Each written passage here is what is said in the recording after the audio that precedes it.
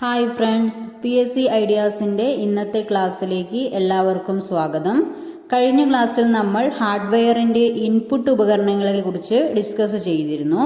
ഇന്നത്തെ ക്ലാസ്സിൽ ഹാർഡ്വെയറിൻ്റെ ഔട്ട്പുട്ട് ഉപകരണങ്ങളെ കുറിച്ചാണ് ഡിസ്കസ് ചെയ്യുന്നത്. അപ്പോൾ ഔട്ട്പുട്ട് ഉപകരണങ്ങൾ എന്താണെന്നും ഔട്ട്പുട്ട് ഉപകരണങ്ങൾ ഏതൊക്കെയാണെന്നും നമുക്ക് ഡിസ്കസ് ചെയ്യാം.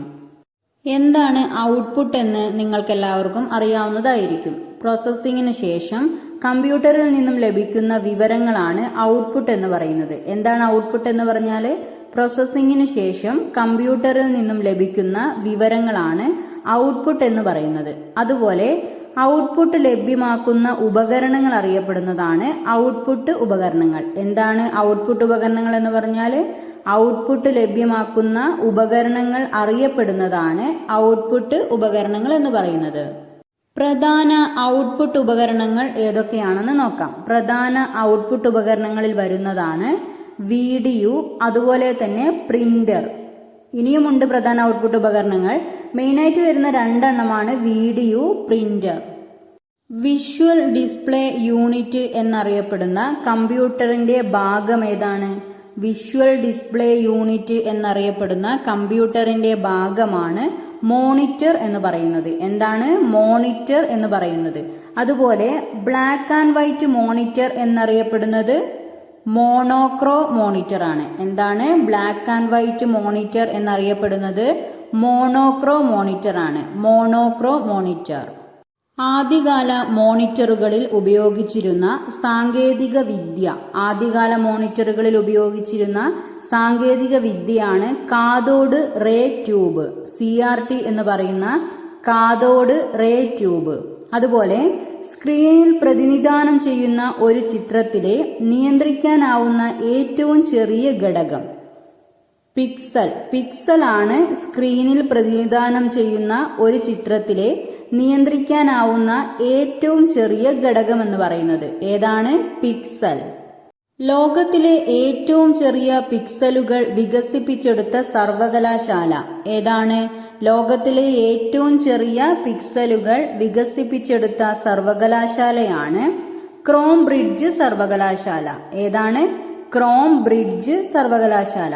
അതുപോലെ ഒരു സ്ക്രീനിലെ ഏറ്റവും ചെറിയ ഘടകത്തെ തിരിച്ചറിയാനുള്ള സെൻസറിന്റെ കഴിവിനെ പറയുന്നത് എന്താണ്? റെസല്യൂഷൻ എന്നാണ് ഒരു സ്ക്രീനിലെ ഏറ്റവും ചെറിയ ഘടകത്തെ തിരിച്ചറിയാനുള്ള സെൻസറിന്റെ കഴിവിനെ പറയുന്നത്. എന്താണ്? റെസല്യൂഷൻ എന്നാണ് പറയുന്നത്. മോണിറ്ററിലെ റെസല്യൂഷൻ ബന്ധപ്പെട്ടിരിക്കുന്നത് മോണിറ്ററിലെ പിക്സലുകളുടെ എണ്ണവും ആയിട്ടാണ് മോണിറ്ററിലെ റെസല്യൂഷൻ ബന്ധപ്പെട്ടിരിക്കുന്നത്. കമ്പ്യൂട്ടർ വഴി TV കാണാൻ സഹായിക്കുന്ന ഉപകരണം ഏതാണ്? കമ്പ്യൂട്ടർ വഴി TV കാണാൻ സഹായിക്കുന്ന ഉപകരണമാണ് TV ട്യൂണർ കാർഡ്. എന്താണ്? TV ട്യൂണർ കാർഡാണ് കമ്പ്യൂട്ടർ വഴി TV കാണാൻ സഹായിക്കുന്ന ഉപകരണം. മറ്റൊരു ഔട്ട്പുട്ട് ഉപകരണമാണ് പ്രിന്റർ. എന്താണ് പ്രിന്റർ? കമ്പ്യൂട്ടറിലെ വിവരങ്ങൾ പ്രിന്റ് ചെയ്യിക്കാൻ ഉപയോഗിക്കുന്ന ഔട്ട്പുട്ട് ഉപകരണം. കമ്പ്യൂട്ടറിലെ വിവരങ്ങൾ പ്രിന്റ് ചെയ്യിക്കാൻ ഉപയോഗിക്കുന്ന ഔട്ട്പുട്ട് ഉപകരണമാണ് പ്രിന്റർ എന്ന് പറയുന്നത്. പ്രിന്ററുകൾ മുൻപ് അറിയപ്പെട്ടിരുന്നത് എന്താണ്? പ്രിന്ററുകൾ മുൻപ് അറിയപ്പെട്ടിരുന്നത് പഞ്ച് കാർഡ് എന്നാണ് പ്രിന്ററുകൾ മുൻപ് അറിയപ്പെട്ടിരുന്നത്. അതുപോലെ പ്രിന്റ് ചെയ്യുന്ന പ്രവർത്തന രീതി അനുസരിച്ച് പ്രിന്ററുകളെ രണ്ടായി തരംതിരിച്ചിട്ടുണ്ട്. ഏതൊക്കെയാണ്? ഇമ്പാക്റ്റ് പ്രിന്റർ എന്നും നോൺ ഇമ്പാക്റ്റ് പ്രിന്റർ എന്നും രണ്ടായി പ്രിന്ററിനെ തരംതിരിച്ചിട്ടുണ്ട്. ഏതൊക്കെയാണ്? ഇമ്പാക്റ്റ് പ്രിന്റർ, രണ്ടാമത്തേത് നോൺ ഇമ്പാക്റ്റ് പ്രിന്റർ. പ്രധാനപ്പെട്ട ഇമ്പാക്റ്റ് പ്രിന്റർ ഏതൊക്കെയാണെന്ന് നോക്കാം. ഏതൊക്കെയാണ് പ്രധാനപ്പെട്ട impact printer? Line printer, drum printer, chain printer, character printer, dot matrix printer, Daisy wheel printer. ഇത്രയും എണ്ണമാണ് പ്രധാന ഇമ്പാക്റ്റ് പ്രിന്റർ. ഏതൊക്കെയാണ്? Line printer, drum printer, chain printer, character printer, dot matrix printer, Daisy wheel printer. Carbon copy എടുക്കാൻ ഉപയോഗിക്കുന്ന printer ഏതാണ്? Carbon copy എടുക്കാൻ ഉപയോഗിക്കുന്ന പ്രിന്ററാണ് dot matrix printer. ഏതാണ്? ഡോട്ട് മെട്രിക്സ് പ്രിന്റർ ആണ് കാർബൺ കോപ്പി എടുക്കാൻ ഉപയോഗിക്കുന്ന പ്രിന്റർ. പ്രിന്റ് ചെയ്യപ്പെട്ട ഡോക്യുമെന്റുകൾ അറിയപ്പെടുന്നത് എന്താണ്? പ്രിന്റ് ചെയ്യപ്പെട്ട ഡോക്യുമെന്റുകൾ അറിയപ്പെടുന്നത് ഹാർഡ് കോപ്പി എന്നാണ്. എന്താണ്? Hard copy. അതുപോലെ പ്രിന്റ് ചെയ്യാത്ത ഡോക്യുമെന്റുകൾ അറിയപ്പെടുന്നത് സോഫ്റ്റ് കോപ്പി എന്നാണ്. എന്താണ് പ്രിന്റ് ചെയ്യാത്ത ഡോക്യുമെന്റുകൾ അറിയപ്പെടുന്നത്? Soft copy. പ്രിന്റ് ചെയ്തത് ഹാർഡ് കോപ്പിയും പ്രിന്റ് ചെയ്യാത്ത ഡോക്യുമെന്റുകൾ സോഫ്റ്റ് കോപ്പിയുമായി അറിയപ്പെടുന്നു. ഒരു പ്രിന്ററിന്റെ ഔട്ട്പുട്ട് റെസൊല്യൂഷൻ കണക്കാക്കുന്ന യൂണിറ്റ്. ഒരു പ്രിന്ററിന്റെ ഔട്ട്പുട്ട് റെസൊല്യൂഷൻ കണക്കാക്കുന്ന യൂണിറ്റ് ആണ് DPI എന്ന് പറയുന്നത്. Dots per inch, DPI. ഏറ്റവും വേഗത കൂടിയ പ്രിന്റർ ഏതാണ്? ഏറ്റവും വേഗത കൂടിയ printer laser printer. Laser printer ആണ് ഏറ്റവും വേഗത കൂടിയ പ്രിന്റർ. ലേസർ പ്രിന്ററുകൾ അറിയപ്പെടുന്ന മറ്റൊരു പേര് പേജ് പ്രിന്റർ. പേജ് പ്രിന്റർ എന്നാണ് ലേസർ പ്രിന്ററുകൾ അറിയപ്പെടുന്ന മറ്റൊരു പേര്. എന്താണ്? Page printer. അതുപോലെ പ്രിന്ററിന്റെ വേഗത സൂചിപ്പിക്കുന്നത് എങ്ങനെയാണ്?